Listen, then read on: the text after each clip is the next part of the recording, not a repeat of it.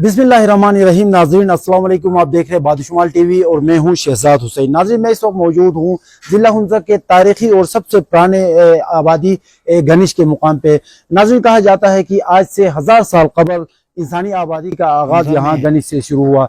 गनिश की आबादी कितनी पुरानी है, यहाँ पे कहाँ से आके लोग आबाद हुए, यहाँ का कल्चर किस तरह का है, यहाँ लोगों ने अपनी जो तारीखी चीज़ें हैं उनको कैसे महफूज बनाया है, इस हवाले से हुकूमत की तरफ से इनकी कैसी इमदाद किस तरह की गई है, या बिलखुसूस आर्कियालॉजी डिपार्टमेंट और महकमा सियाहत की जानिब से इस इलाके इस खन को महफूज बनाने और आइंदा आने वाली नस्लों तक मुंतकिल करने और यहाँ टूरिज्म को फ़रोग़ देने के लिए क्या इक़दाम किए गए हैं। यहाँ के मुकामी जो हिस्ट्री से ताल्लुक़ रखते हैं, इनका शब्बीर हुसैन साहब हमारे साथ होंगे। शब्बीर हुसैन से हम पूछेंगे यहाँ की हिस्ट्री के बारे में। आए नाजरीन, चलते हैं। जी नाजरीन, हमारे साथ मौजूद हैं गनिश हुंजा से ताल्लुक़ रखने वाले तारीख़दान। यहाँ की हिस्ट्री के बारे में को बहुत सारे मालूमात हासिल है शब्बीर हुसैन साहब। शब्बीर साहब, सबसे पहले आपका बहुत शुक्रिया।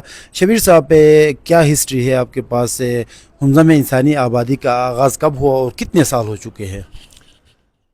जनाब अली, हुंजा में ये जो ब्रुशस की ज़बान और ब्रुशो कबीलों के बारे में बताया जाता है कि इसके कदीम ज़माने में इसका ताल्लुक़ आस्ट्रिक कबीले से है।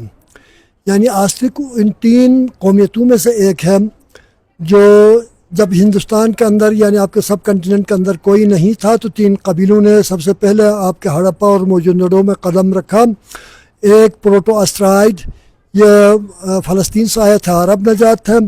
दूसरा ऑस्ट्रिक है, यह मेडिट्रेनियन बेल्ट से आया था। मुमकिन है उस तरफ ग्रीक के रहने वाले हों या इस तरफ टर्की के रहने वाले हों, लेकिन उन्होंने मेडिट्रेनियन बेल्ट लिखा है। तो यह ब्रुशो कबीले का ताल्लुक़ इसी ऑस्ट्रिक कबीले से बताया जाता है। जबकि तीसरा जो है निगराइड, ये अफ्रीकन निग्रूस है। तो ये कहते हैं कि ये 3 कबीले आके हड़प्पा के अंदर मिल के 3500 साल कबल मसीह में ये लोग वहाँ बस गए। तो 500 साल वहाँ मुकीम रहे। उसके बाद 3000 साल कबल मसीह में ड्राविडियंस ने इन्वेड किया। तो वहाँ से ये ऑस्ट्रिक कबीले का एक छोटा सा ग्रुप फरार करके कश्मीर पहुँचा। ये लोग कश्मीर में आबाद हो गए। फिर आर्यंस के आने तक लगभग 1500 साल यहाँ पे मुकीम रहे कश्मीर के अंदर। जी, कश्मीर के अंदर। तो कश्मीर की सबसे पहली आबादी यानी और सबसे पहली बोली भी यहीं ब्रुशस की ज़बान थी। तो उसके बाद जब आर्यंस ने इन्वेड किया तो कश्मीर से फिर फरार करके अस्सोर से होते हुए ये लोग गिलगित पहुँचे, गिलगित में बस गए। फिर कुछ अरसे बाद वहाँ पर कुछ लोगों का कहना है कि ये पीछे से आर्यंस आ गए, कुछ लोगों का कहना है कि नहीं, वहाँ पे कोई वबाई मरज़ फैल गए जिसकी वजह से ये 2 हिस्सों में तकसीम हो गए। एक छोटा सा ग्रोह आगे गज़र डिस्ट्रिक्ट की तरफ जाके यासीन में आबाद हो गए। फिर दूसरा जो बड़ा ग्रोह था वो आके हुंजा नगर में आके बस गया। तो जो हुंजा की तरफ आए उनमें से कहते हैं कि सबसे पहले ये गनिश आबाद हुआ था, गनिश का गांव बस गया था। लेकिन हमारे पास कोई बिल्कुल ऑथेंटिक डेट नहीं है कि एग्जैक्ट कोई ऑथेंटिक डेट नहीं है कि फ़लाँ तारीख को ये लोग वहाँ यहाँ पहुँच गए थे, उसी तारीख से इन्होंने यहाँ रहना शुरू किया।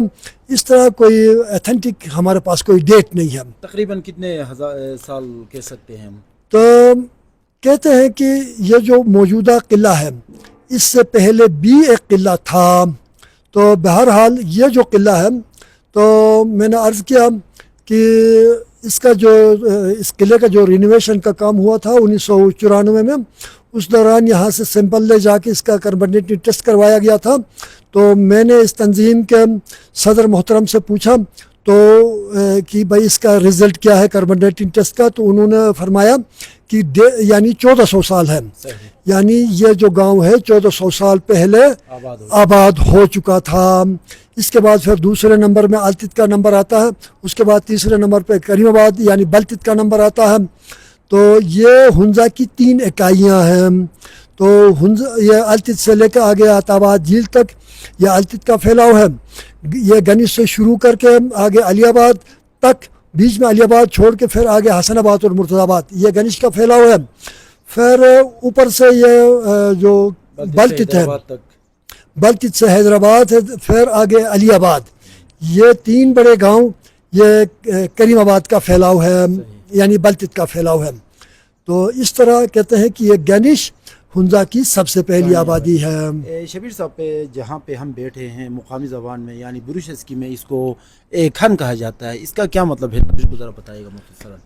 یعنی ہمارے قدیم زمانوں میں قبائل ایک دوسرے کے ساتھ لڑتے جھگڑتے رہتے تھے, ایک دوسرے کی نسل کشی کیا کرتے تھے, ایک دوسرے کے علاقے پہ قبضہ جما کے بیٹھ جانے کی کوشش کیا کرتے تھے. ایسا نہ ہو سکے تو کم سے کم ایک دوسرے کو لوٹ کھسوٹ کر کے بھاگ جانے کی بھی کوشش کیا کرتے تھے. اس طرح کے ماحول میں کسی کھلی جگہ میں گھر بنا کے بیٹھنا یہ انتہائی غیر محفوظ تھا. اس لیے یہ لوگ کوشش کرتے تھے کہ یعنی ایک وال سٹی بنا کے اس کے اندر محفوظ رہنے کی کوشش کرتے, یعنی کوئی اچانک آ کے نقب زنی نہ کر سکے, شب خون نہ مار سکے. تو اس طرح جو وال سٹی کا ہے یا فورٹیفائڈ ولیج کا ہے, اس کا ترجمہ بروشس کی زبان میں کھن کہلاتا ہے, یعنی جہاں پہ لوگ مل کر بیٹھتے ہیں. اچھا, یہ جو کھن ہم دیکھ رہے ہیں کہ یہاں پہ واقعی میں بہت پرانی بھی نظر آ رہی ہے, لیکن آپ لوگوں نے اس کو اچھی طرح محفوظ کیا ہے.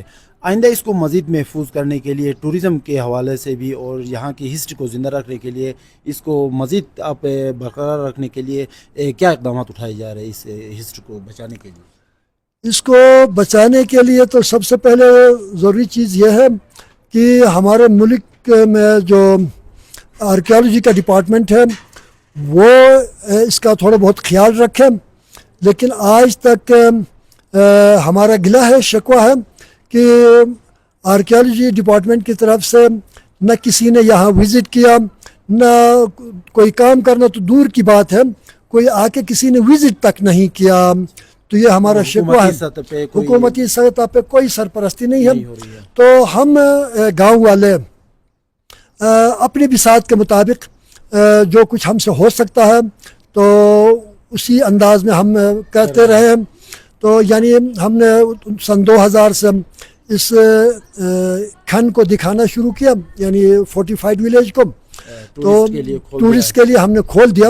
تو اسی کے سے جو کچھ تھوڑا بہت ہمارے پاس انکم جنریٹ ہوتا ہے, اسی سے اس کو پروٹیکٹ کرنے کی بھی کوشش کرتے ہیں اور اس کے دوسرے نظام کو بھی چلانے کی کوشش کیا کرتے ہیں. ہمارے پاس حکومتی طرف سے آج تک کوئی اقدام یا کوئی کسی محترم نے آ کے وزٹ تک نہیں کیا. بہت شکریہ آپ نے بادشمال ٹی وی کے لیے وقت دیا. شبیر صاحب نے ہنزا سمیت بالخصوص گنش جو پرانی آبادی ہے اور ہسٹری سے آپ کو آگاہ کیا ناظرین, اور ان کا گلہ اور شکوہ حکومت سے یہ ہے کہ آج تک آرکیالوجی ڈپارٹمنٹ سمیت دیگر جو ذمہ دار ادارے ہیں ان کی طرف سے اس کی سرپرستی اور اس کو بچانے کے لیے, اس کو مزید اسٹرینتھن کرنے کے لیے اب تک کسی قسم کے اقدامات نہیں کیے گئے. حکومت کو چاہیے بالخصوص آرکیالوجی ڈپارٹمنٹ سمیت یہاں کے جو ٹورزم ڈپارٹمنٹ ہے اس کو چاہیے کہ اس طرح کے جو یونیک چیزیں ہیں یہاں کے مقامی لوگوں نے اپنی مدد آپ کہتے ہیں اس کو محفوظ بنائے ہے, اس کو مزید محفوظ بنانے اور آئندہ آنے والے نسلوں کے لیے بھی اس کو منتقل ایز اٹ از کرنے کے لیے حکومت کو فوری طور پہ اقدامات اٹھانے کی ضرورت ہے. شہزاد حسین کو اجازت دیجیے. اللہ نگہبان.